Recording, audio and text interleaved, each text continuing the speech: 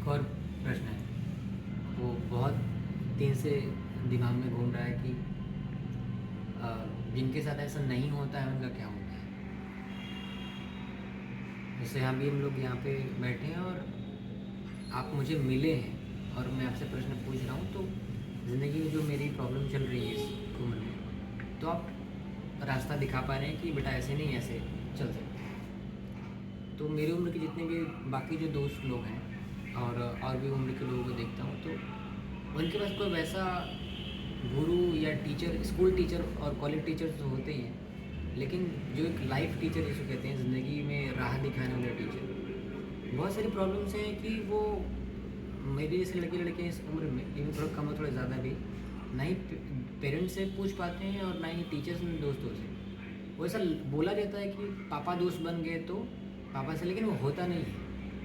College में भी नहीं पूछ सकते किसी से, और क्योंकि उन लोग को भी पता नहीं है, वो लोग भी कुछ ऐसा दे देंगे तो बच्चा हाँ कर लेता है, लेकिन वो अनसेटिस्फाइड रहता है कि यार वो कुछ मज़ा ही नहीं है, मतलब मुझे वो चीज़ नहीं मिला। अभी मैं तो वहीं पे हूँ जहाँ पे पूछने से पहले था। तो जिन लोगों के लाइफ में वैसे गुरु व्यक्ति के रूप में या जिस भी रूप में, हम लोग ऐसे बोलते हैं कि किताबी गुरु है या भगवान बुद्ध जी ने कहा है कि अपना दीपक समान, वो सब तो बातें हैं, लेकिन मेरी प्रैक्टिकली है कि इंसान को सशरीर मिलता है तो उसकी बात अलग होती है। किताब तो सभी लोग पढ़ते ही हैं, दुकानों में बिकी रही हैं। तो जिस मेरी जैसे उम्र के लोगों में जिसके पास आप नहीं है, आप जैसे कोई नहीं है, तो क्या करें, उसका क्या होगा?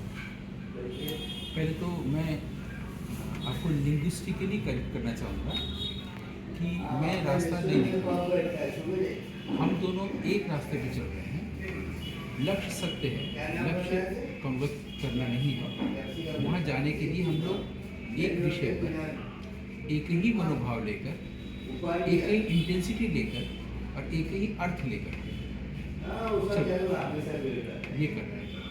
तो मुझे लगता है कि गुरु की जगह पर मित्र ज़्यादा सही शब्द होगा कि दोनों लोग एक रास्ते में चल रहे हैं, एक ही जगह पर पहुँचेंगे और वो सत्य है। तो इसमें मैं अपने जीवन अनुभव से बताऊंगा। आप जो चाहेंगे, जैसे मित्र जिसको कि गुरु कह रहे हैं, वो हमारे भीतर होता है, सेल्फ हमें गाइड करने के लिए। जब आप उसको गुरु या मित्र के चाहेंगे तो एक रूप लेके आइएगा। इसका मतलब लोग चाह नहीं रहे। चाह नहीं एक्चुअली, कोई जैसे कोई प्रेम के बारे में बात करता है, प्रेम चाहता है, वो एक्चुअली नहीं चाह रहा होता है। मोक्ष ईश्वर चाहता है, एक्चुअली नहीं चाह रहा होता है। सुख चाह संसार एग्जैक्टली, वो एक्चुअली नहीं चाह रहा है ना। इसलिए हम बोलते हैं लेकिन कि परेशान तो है, जो आप दुखी तो है। कह रहे हैं उसको खुद करिए भी, तो आप देखिएगा कि आपको किसी और से बात करने की जरूरत नहीं है। मैं प्राय कहता हूँ, तो इसलिए कथनी करने में अंतर होता है लोगों का। आप जो कह रहे हैं उसको आप लिव करिए, तो जब आप चाहेंगे तो रूप ले लेगा। इससे क्या होगा कि आपका उस रूप के साथ आसक्ति नहीं, अटैचमेंट, क्योंकि आप जान रहे होंगे कि आपका इस सेल्फ है जो रूप लेके आए हो कि आप सशरीर चाहते हैं कि सशरीर वो बोल के और हम सुन के गाइडलाइंस लें। तो could it be more than one person? हो सकता है। दत्तात्रेय थे तो कई गुरु थे, अभिनव गुप्त थे, कई गुरु थे, मेरे कई गुरु हैं। कोई फिलोसफी का है, कोई म्यूजिक का है, कोई है ना। तो होता है कि दत्तात्रेय के जो गुरु हैं वो कोई भी हो सकता है, शत्रु भी है कि शत्रु वजह से मैं ये जान पाया, पेड़ की वजह से मैं ये जान पाया, मैं सही रास्ते पे आ पाया। सबके गुरु बदल थे।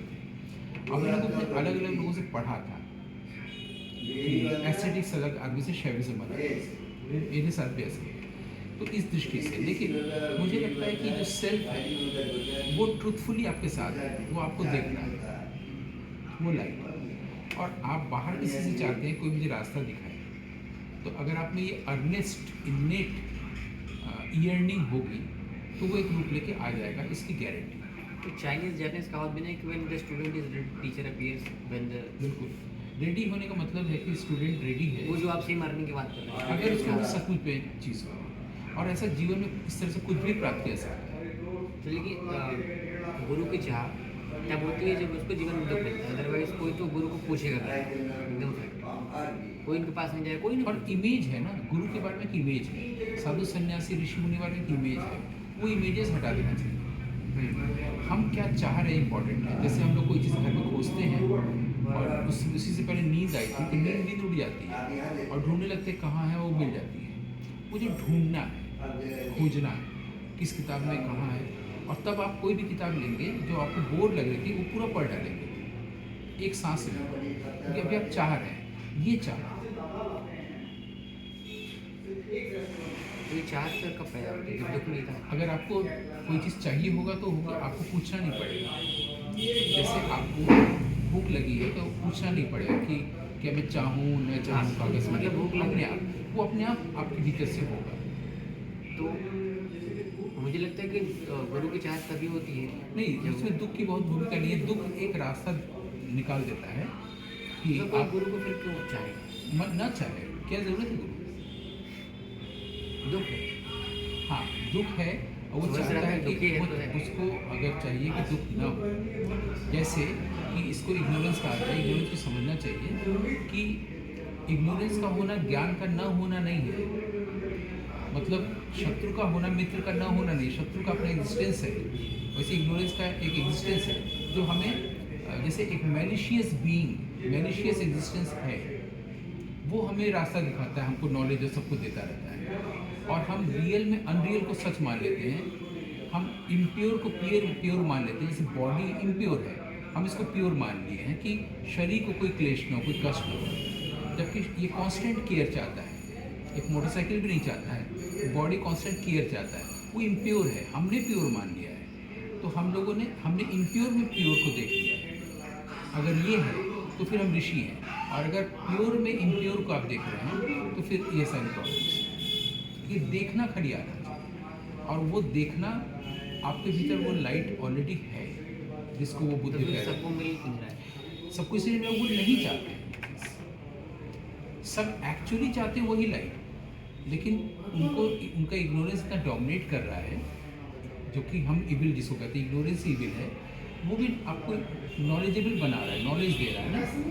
आप जितनी नॉलेज ले रहे हैं, किताब पढ़ाई, स्पिरिचुअलिटी और सब कुछ गुरु वगैरह की, वो उस ईगो का पार्ट बनता जा रहा है, और ईगो के ठीक पीछे लाइट है। तो ये जो नॉलेज आपने एक्वायर किया वो ईगो का हिस्सा बन गया, वो ईगो बात कर रहा है। तो ईगो ने को कैसे पलटे पीछे, वो नहीं पलट सकता है। तो बेटर ये है कि आप सूरज के विरुद्ध मुंह करके चलेंगे तो शैडो पकड़ने की कोशिश कर रहे हैं, आप कभी नहीं पकड़ पाएंगे, जो कि हो रहा है इग्नोरेंस। आप सूरज की तरफ चेहरा कर लीजिए, शैडो पीछे चला जाएगा, वर्ल्ड पीछे चला जाएगा, आनंद में रहेंगे। सिंपल चीज़ है, सूरजमुखी से हम यही सीखते हैं।